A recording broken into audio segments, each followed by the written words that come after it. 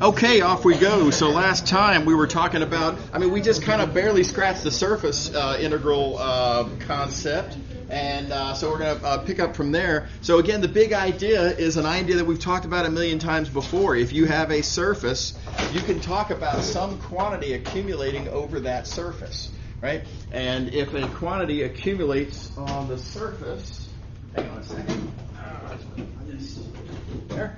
If a quantity is accumulating on a surface, then you can argue that the whole is the sum of the parts, right? Is it one of our big broad ideas that we do in this course is argue that the whole is the sum of the parts, when in fact the quantity in question has that feature. And on each little part, it's a pretty straightforward matter on that little part to say, look, if you have a notion of stuff per unit size, you can multiply by size and get stuff. And then we add that up over the whole surface. So we talked about this last time. That's where this expression comes from.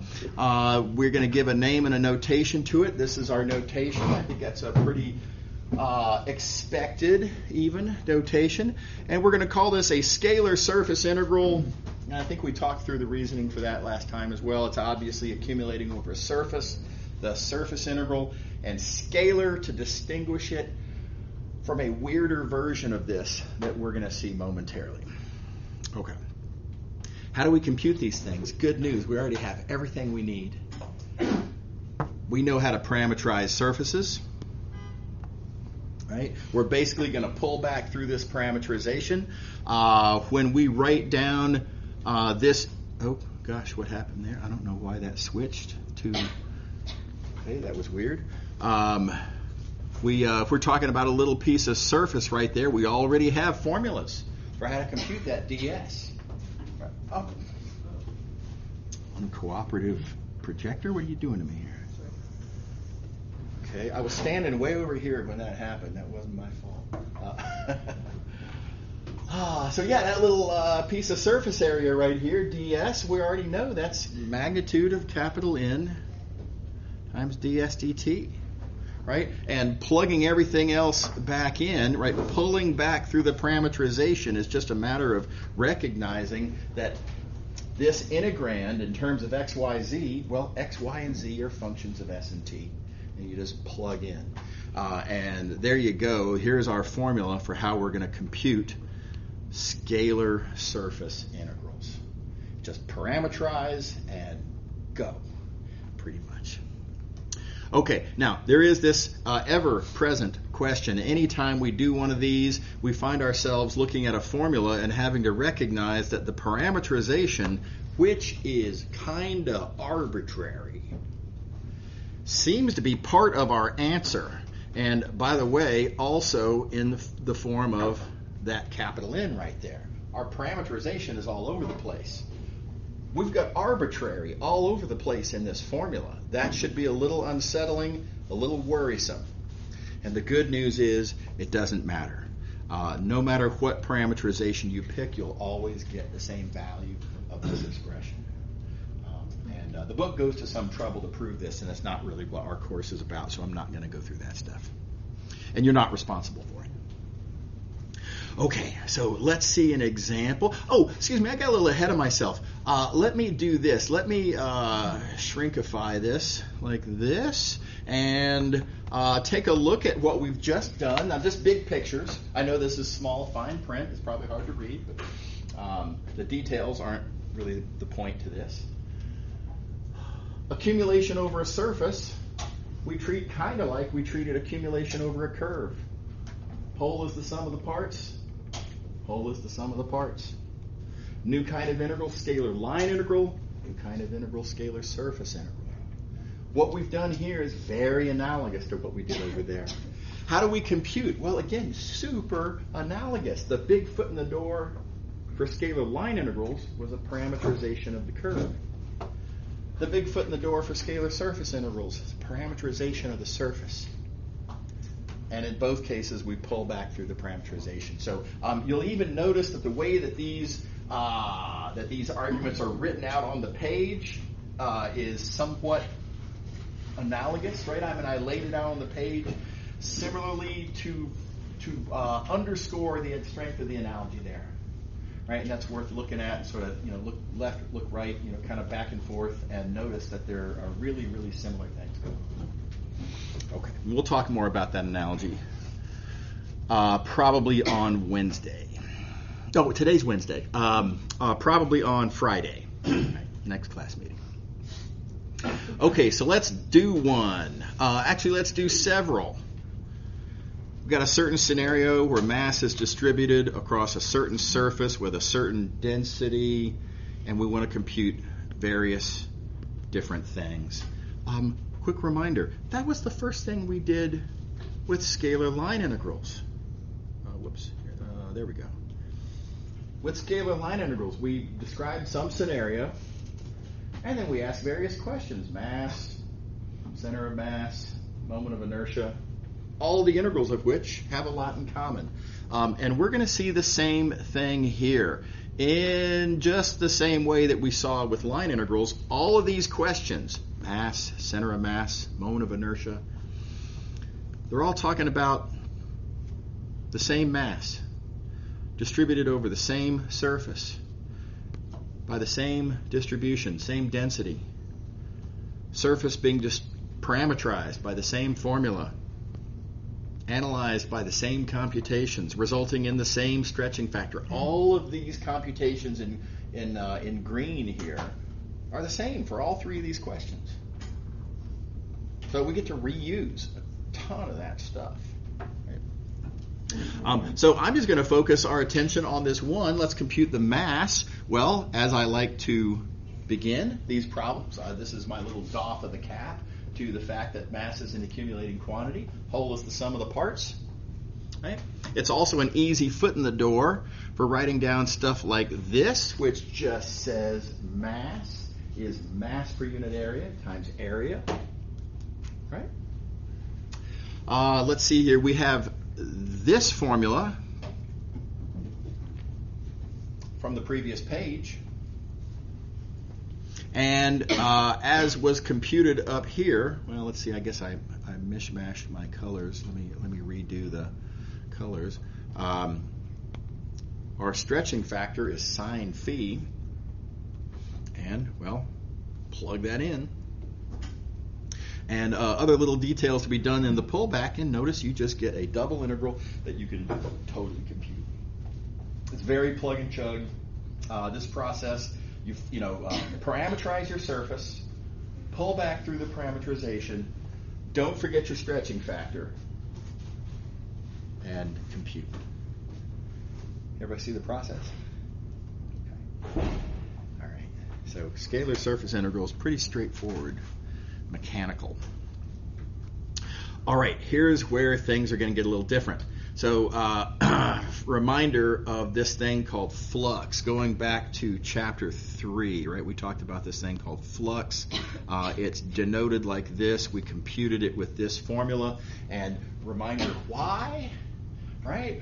What's the point of this thing called flux? What are we actually interested in this for? And the reason is when you have a vector field describing the flow of a fluid, flux tells you in some appropriate sense how much fluid per unit time is flowing through a given surface.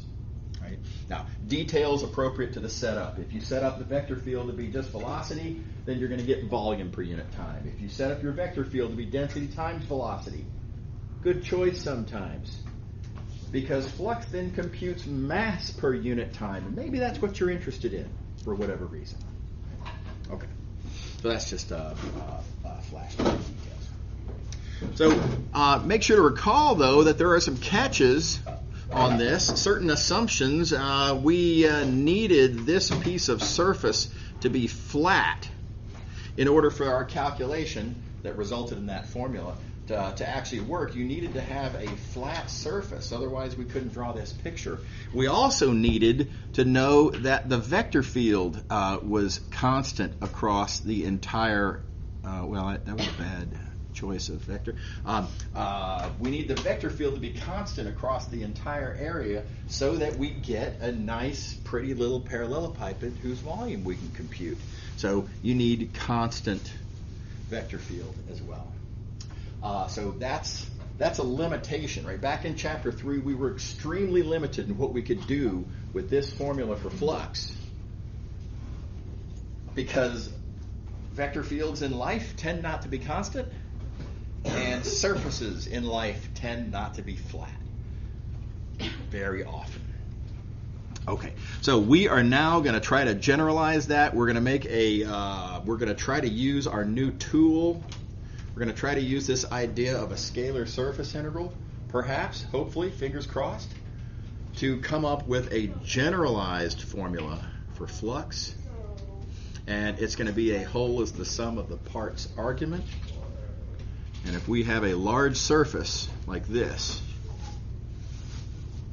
oh my gosh, how do I compute the grand total amount of volume of fluid flowing through a curved surface with a clearly non-constant vector field? Well, we're going to break it up into little pieces. Right? And on each little piece, looking only at a little piece like that, it's approximately flat. And it's itty-bitty, and the vector field doesn't have much room to actually change very much, and so the vector field is approximately constant. And so on that little piece, life is good. Everybody see the big picture strategy? This has happened so many times, right, that we break it up into little pieces. On each little piece, the question's easy. All right, I'm going to skip over the business there about orientations. We'll come back to that in a moment. Let's just kind of, let's get the formula written down first. On a little piece of area that's approximately flat, with a vector field that's approximately constant, the formula for flux requires dotting just with our normal vector. We need a normal vector in perpendicular to the surface. And flux, how much fluid per unit time in the appropriate sense is passing through that surface? Well, it's computed by that formula right there. And that's just a flashback to chapter 3, right? We have indeed a flat surface. We have indeed a constant vector field. Everybody good so far? Yeah. So is it almost an approximation that F is constant? Yeah. No, it's an approximation, and as happens in most integrals in most cases, these approximations, in the limit, as we chop finer and finer, these approximations, the errors just disappear. So just for any surface, right? Yeah, I mean, there's some regularity issues you have to worry about, and this is what I'm trying to avoid, trying to sweep that under the rug, because that's not what this course is about. But as long as you're not dealing with something really terrible in some horrible way, yes, absolutely. Yep. All right, so flux, the whole is the sum of the parts. Right? We're going to add up over the entire surface, on each piece of which that is computed by this formula right here that we just wrote down. And we've got ourselves seemingly a scalar surface integral. After all, we've got d capital S, right? That's our scalar differential for surface area. And the integrand appears to be a scalar, right? Dot product, of course, is a scalar. So it looks like a scalar surface integral. There's a sticky wicket on this, though. I did gloss over this business about orientation. Let's see here. I'm just trying to get this to cooperate. There we go. What is the deal with the orientation? Well, it's not enough to have a surface. If we're going to talk about flow through the surface, I need to know what direction do you mean as the positive direction through the surface. And just to be explicit about it, I mean, if I have a surface like this, fluid flowing that way through this surface, and fluid flowing this way through that surface, those are clearly different. We need to distinguish between a lot of fluid flowing that way versus a lot of fluid flowing this way. They're clearly negatives of each other. So I'm going to distinguish between these things by one of them is going to be plus and one of them is going to be minus, but we got to decide which one's the plus, right? And the way we make that decision is we decide what we're going to call our orientation unit normal here. But I've, for example, I've made an arbitrary choice of this orientation given by these orange vectors here.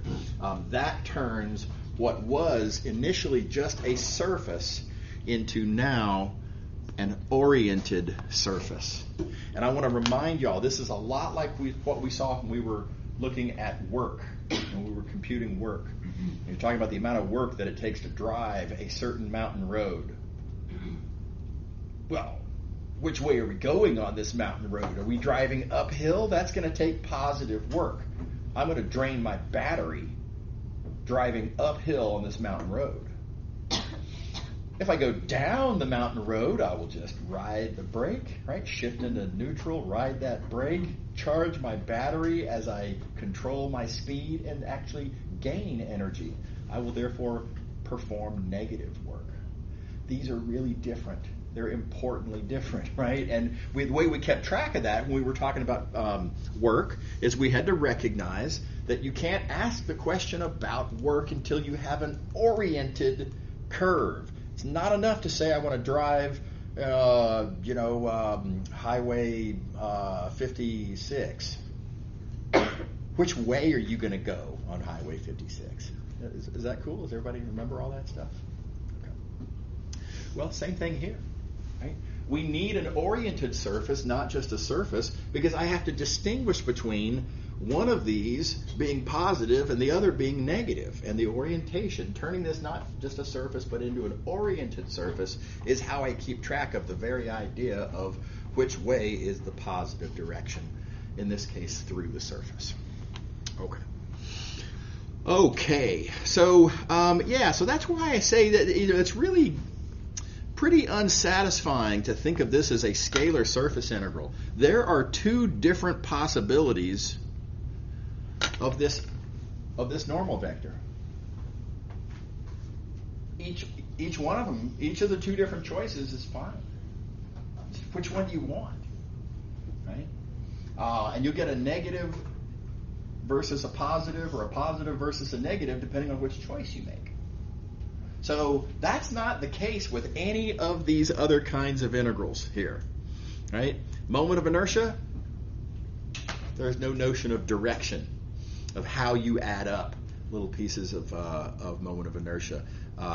Mass, doesn't matter. Add it up in whichever order you like. There is no notion of direction when you're adding up mass. This is, importantly, a different critter. Right? And I think it comes out even better in this point when I think a much more natural way to write this actually is to group these two factors together, call this our ds vector. Note now that what I have here is everything relevant to the piece of surface in question. The ds vector tells you how big is that piece of surface, how is that piece of surface oriented in space, and which is the positive direction through that piece of surface. Right? Everything you need to know about the piece of surface is wrapped up in this one thing, the ds vector. And what I'm going to now call the integrand is completely independent of the surface.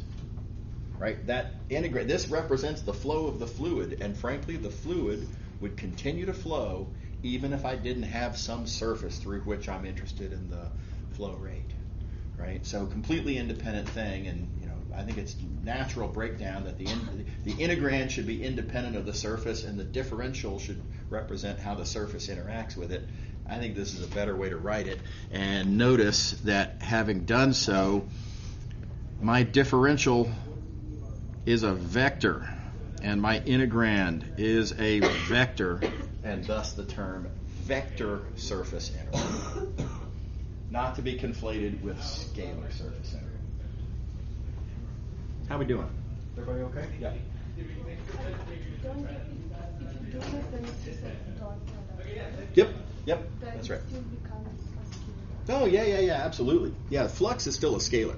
Yeah, but what I'm calling the differential and what I'm calling the integrand, those are now vectors. Okay. Yeah. Because in this case, the differential was a scalar. Yeah, the word vector here is not a reference to what the value of this expression will be. It's a reference to the natural breakdown of the participants. Yeah, sure. Okay, now just for analogy purposes, I will point out we've done something like this previously. Whoops, what did I just do there?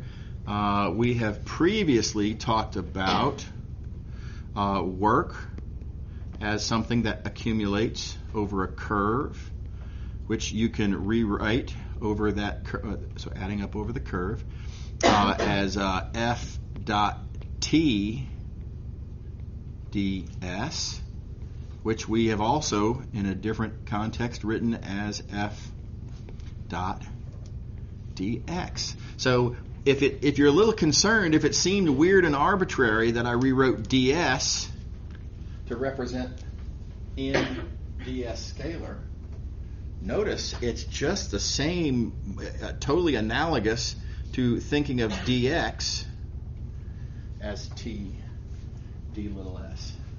dx has the same features. Its magnitude is the size of my piece of the domain, in this case a little piece of curve. The direction that dx points is the direction that the curve is going. It's the direction that we consider the positive direction along the curve. It's the orientation of the piece of curve. So the ds vector breaks down in the same way. There's a size and a direction, and in both of these cases, the directions represent orientations. In fact, let me color code accordingly. These are orientations, and these are sizes. So the analogy is actually pretty strong there. Everybody okay with that? Okay, how do we compute these things? Good news, again, we already have everything we need. Again, just like with scalar surface integrals, we're going to use parameterizations and all these calculations we did in the previous section. We computed that stretching factor, magnitude of capital N. This is just a matter of kind of sticking it in here. Let's see here. Let me shrink a little bit here. Let me do this. Give me some more space. There we go. Yeah, so let's see. Here's the formulas we had on the previous page. Just recopying for convenience. Let me specifically plug this in there. Just plug it in. And now I'm going to pull a fast one. I'm going to commit a little math crime. I'm going to make a case for how you might think of this little product. What I'm about to tell you is a little bit wrong. I don't want to get distracted by some subtleties that we will deal with much better later, as in later today, as in, probably about 5 minutes. And also, I kind of like being dramatic about the little math crime I'm going to commit, because this is a crime that students commit not deliberately on exams, and I think if I make a big deal out of it, then y'all are less likely to make this mistake, and it's a nasty mistake, and it will cost you big points. And I don't want that, right? I don't want y'all to lose points. So anyway, so we're going to be secretive about this for the moment. Let's think about what we can say about this. Remember, this capital N vector has a direction and a magnitude. The direction is a unit vector. It's a unit vector perpendicular to the surface. Wait a minute, that's what little n is. So what we have here, this is just direction and magnitude of capital N.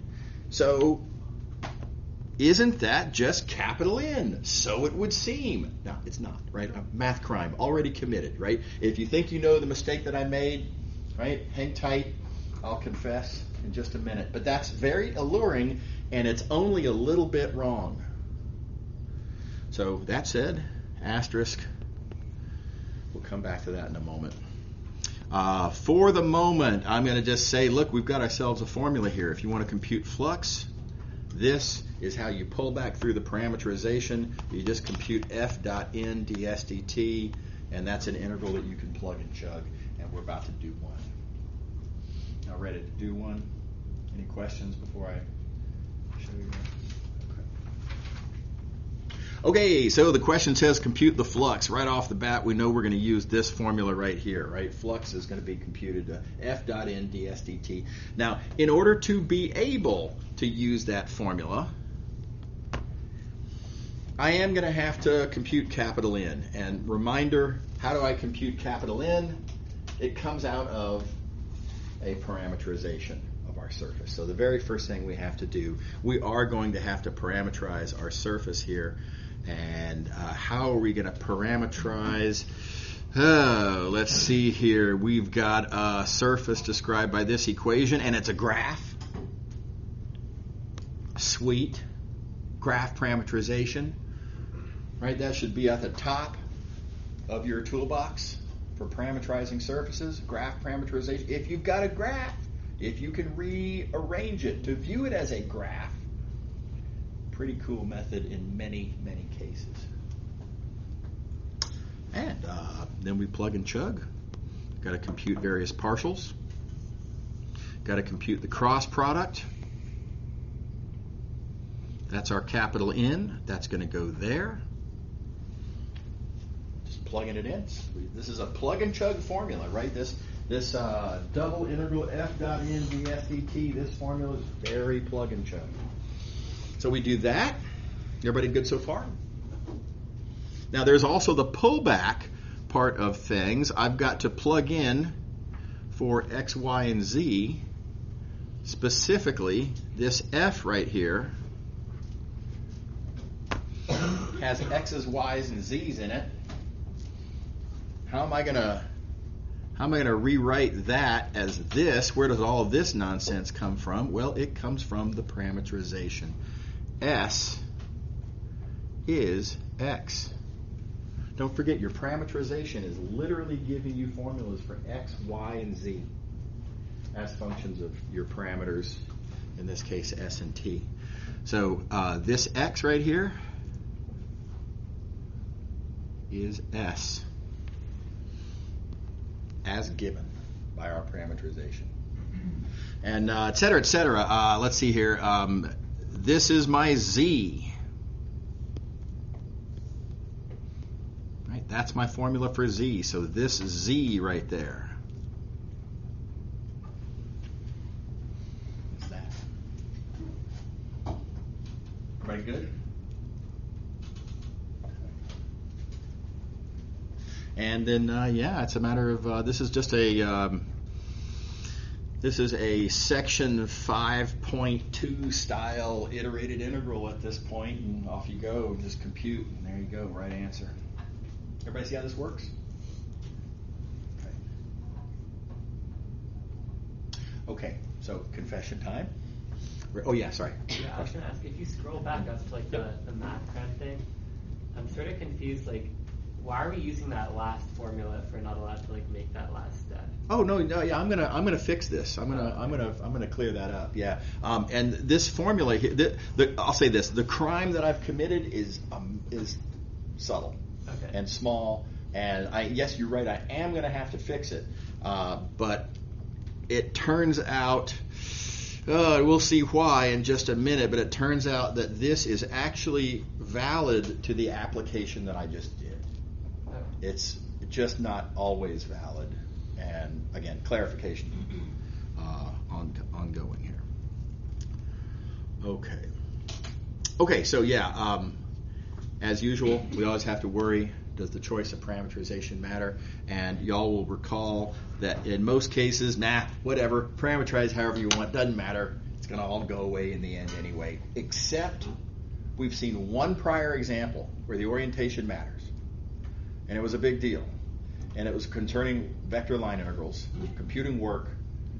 You've got to parameterize the correct direction, right? If you're supposed to be going this way on your curve, if you parameterize the other way, all of your terms are going the wrong direction. You're off by a minus sign in every term, and your total will be off by a minus sign. So orientation matters. And that's exactly what the problem is here. In our circumstance here, we're entertaining an oriented surface. Keep in mind, a surface alone, not good enough. I need to have decided which of these two possible orientations describes the direction that I'm interested in through this surface. Those directions are called the orientation unit normal. You got to decide which one of those. And whichever one it is given, like if the question says, compute the flux in this direction through this surface, well, then you have to do that one. And if it says this direction through the surface, then you have to do that one. Right, so that's given in the statement of the question. How do we answer this question? Well, we answer this question by writing down a parameterization and blah, blah, blah. But just keep in mind, the parameterization gives you the various partials that give you the capital N, and that capital N has a direction, and that is itself a unit normal. This is what we call the parametrized unit normal. And the really important thing to recognize is that when we write down parameterizations of surfaces, we just write something down. We're totally not thinking about which direction the orientation on the surface is. We're just writing down a parameterization. It's really hard to see it coming, to see it in advance. As you're writing down your parameterization, whether you're parameterizing this way or that way. Very hard. There's a significant amount of algebra, derivatives, cross product. Don't try to do that in your head, right? Don't try to anticipate whether you're orienting the right way or the wrong way.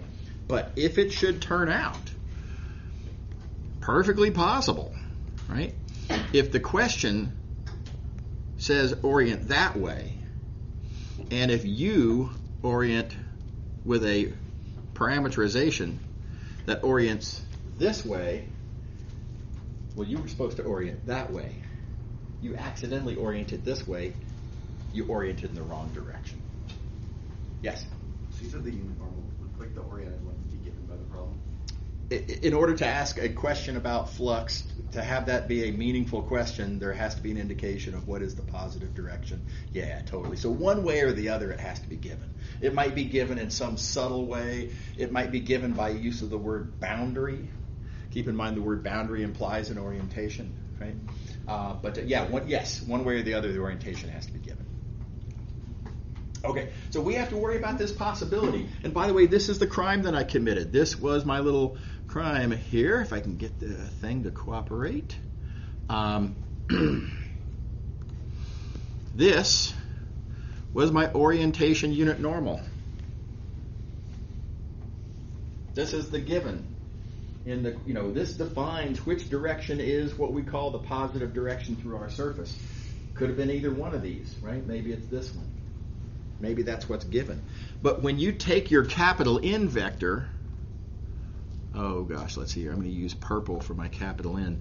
Let me see if I can get this to, there we go. When you take your capital N vector and talk about its direction vector as being a unit normal, that's your parameterized unit normal.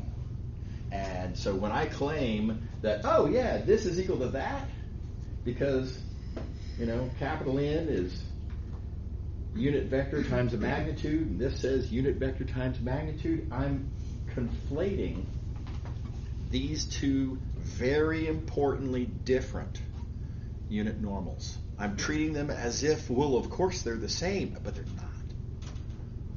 Right? It's entirely possible, such as I have drawn here, I might have parameterized the wrong way from the way I was supposed to, the way the surface was given. Is that cool?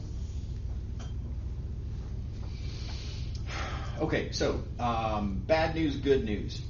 The bad news is you always have to worry about this. It's always a possibility. You might accidentally parameterize the wrong direction. The good news is the difference between the right direction and the wrong direction is just a minus sign. And it's a minus sign that's in all of the terms of the summation, and so you just get literally a minus sign in your answer.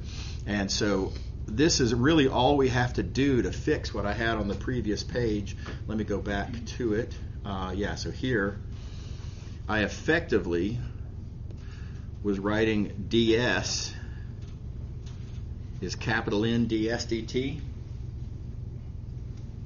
This little math crime of conflating the two different unit normals just introduces the possibility that actually these might differ by a minus sign. And all I have to do then is this. Get rid of that. I just have to put in that little plus minus out of recognition of the fact that the ds is oriented by the surface and the capital N is oriented by the arbitrary parameterization that I just pulled out of thin air. Okay. All right. And good news, that's the only thing you have to worry about. Other than parameterization, other than orientations, parameterizations don't matter. Pick whatever parameterization you like. It's all good. Okay, so let's see this in practice. There's a temptation to think, oh my gosh, every time I parameterize, if I parameterize the wrong way, I'm going to have to scrap it and start all over and have a completely new parameterization. You don't. You just throw in a minus sign appropriately and keep on keeping on. And here's an example. This question here is exactly like the first example we did. It's the exact same vector field, exact same surface, exact same part of that surface above the unit square. The only difference here is that this is oriented downward. And I'm going to show you now how to deal with the fact that this surface comes to us with a specific indication of orientation. How do we deal with that? What if we guess wrong? How do we fix it? Okay. All right. Okay, the first step in this process is don't worry about it. Parameterize however you feel like, right? We like the graph parameterization in this case because it's easy to work with. Go ahead and take your partials. Go ahead and take your cross product. Get your capital N vector. All that you can do without a care in the world, just whatever is most convenient. That's the first part of the process. Okay, the second thing, and I emphasize, this is something that students are responsible for remembering to do. This is your part of your job, right? Is to remember that you have to pause and ask, did I parameterize the right way or the wrong way? It is now evident on the page whether we got it right or whether we got it wrong, and you have to pause and observe and deal with it, whichever the answer ends up being. So here's how you tell. Remember, our surface was given to be oriented downward. You can see from our normal vector here, this is actually oriented in some sense upward, and is that the same? No. We did not orient this the correct way. We were supposed to orient it downward. This is clearly a vector that's, I don't know, kind of like this maybe, right? It's not necessarily exactly straight up, but it's somewhat up, and it's definitely not in any sense downward. Did everybody see? So this is how you tell. All right, you start off not caring. Parameterize in whatever way is most convenient. When you get to your capital N vector, you have to remember to pause, look, and see if you got it right or if you got it wrong. And we got it wrong in this case, but again, easily dealt with. All you have to do is just notice that the ds vector, which of course is pointing in the direction of the given orientation, right? So the ds vector is the downward vector. We're going to be relating that by way of this formula down here to the capital N vector, which as you see is upward, not downward. And you've just got to fix it by inserting this minus sign right there. Is that cool? Does everybody see what I did? that little minus sign right there. And by the way, I do think it's a good idea to, you always want to keep in mind it's not about the answer at the end, right? It's about the reasoning and the ideas, and you have to document your work, and you want to make sure to communicate that you understand what you're doing and why you're sticking a minus sign in there. And I think it'd be a healthy thing to do. You're going to make your grader happy if when you put in this minus sign, you have a little note that says oriented wrong, and then an arrow to that minus sign, and that's good.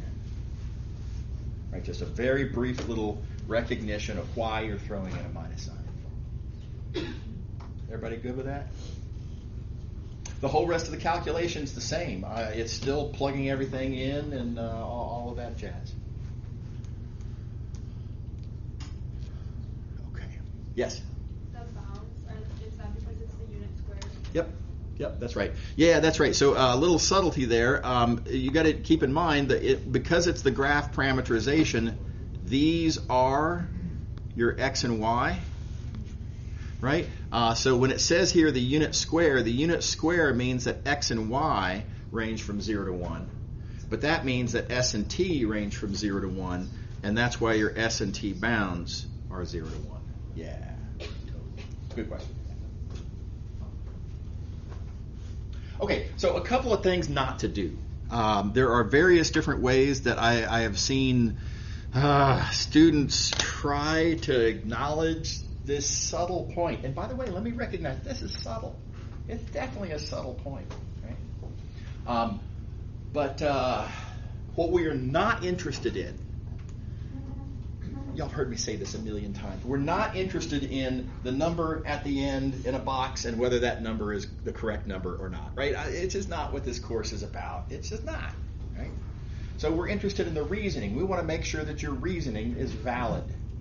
We want to make sure that what you write down is indicative of you understanding the objects that you're writing about, right? And okay, so that means you have to talk about those objects. You have to treat those objects correctly, right?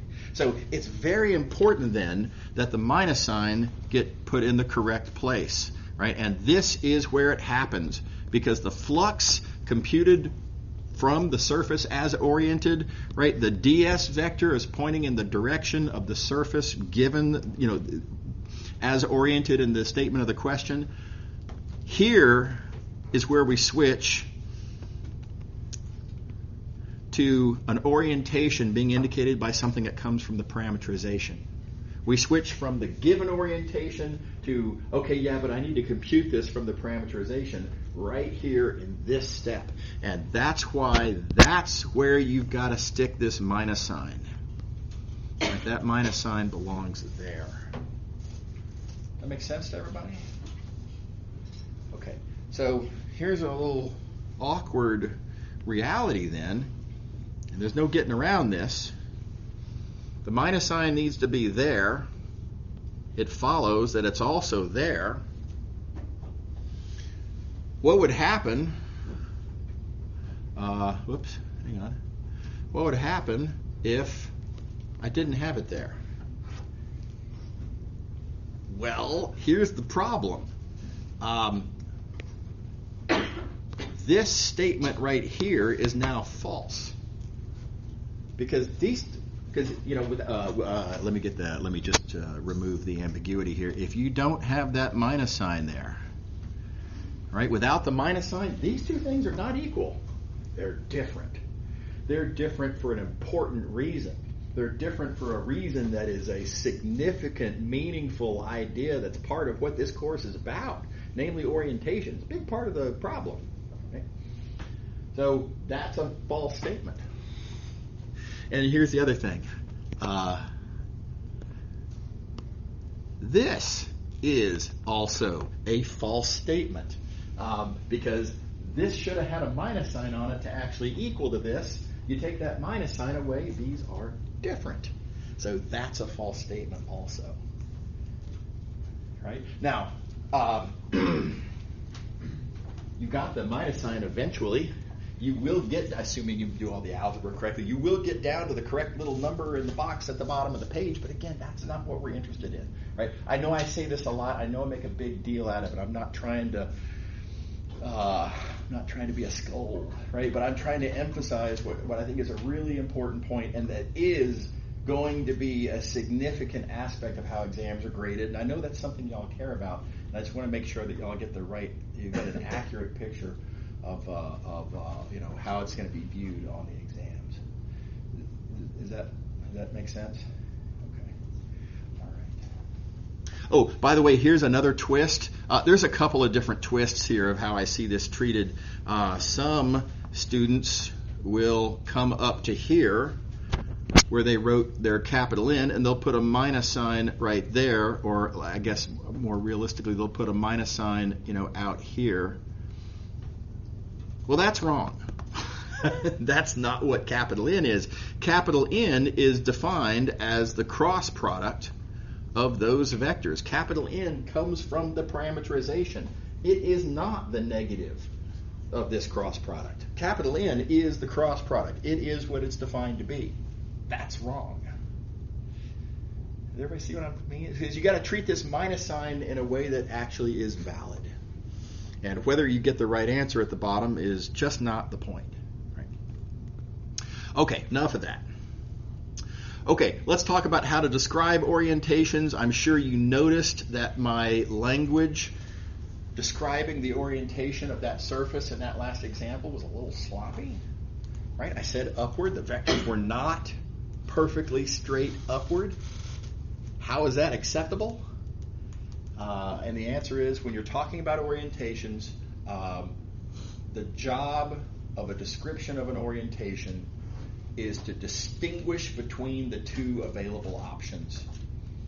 It's not the purpose of that description to describe those vectors exactly. You just want to distinguish between the two possibilities. So, for example, looking at a paraboloid like we just were.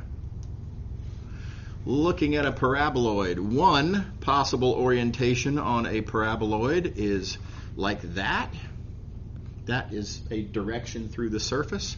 Another possible orientation is like this. That is the other direction through the surface. And let's think about how we would distinguish those green vectors from those blue vectors. And here's the thing. Those green vectors are all, they're not exactly upward, but they're all somewhat upward. None of those green vectors are in any sense downward. Everybody see that? And furthermore, none of the blue vectors are in any sense upward. So even though upward is, it's okay, it doesn't really tell the full story of these green vectors, but the ambiguity is gone, right? If I say oriented upward, there is no way that you can interpret that as being the blue orientation. Upward clearly means the green one. And likewise, downward clearly means the blue one. Okay. Now you can also, some people would like to say inward versus outward. The problem with inward versus outward is technically there is no inside because that's not a closed surface. So that's a little bit sketchy. I think people would probably guess correctly if you use that language, but it's still uncomfortable, suboptimal language. Okay. On the other hand, let's think about a sphere. Again, there's two possible orientations. This is one of the orientations through the surface of the sphere. This is a different orientation through the surface of the sphere. And upward versus downward is a pretty bad choice of language there, isn't it? That's terrible. Some of those green vectors are upward. Some are not. Some of the blue vectors are upward. Some are not. If I say upward, you don't know what I'm talking about. Everybody see what I mean? Inward versus outward crushes it. Right? Again, it's not the point that it tells exactly what the vectors are doing. It's that it distinguishes unambiguously between the two cases that I need to distinguish. Okay. All right, so that's an important aspect of how that language works. And let's see here. It looks like we are out of time, so we will call it a day right here. I'm sure I owe you those 20 seconds. See y'all later. Picking up here on Friday. Don't forget about attendance, if I didn't already get you.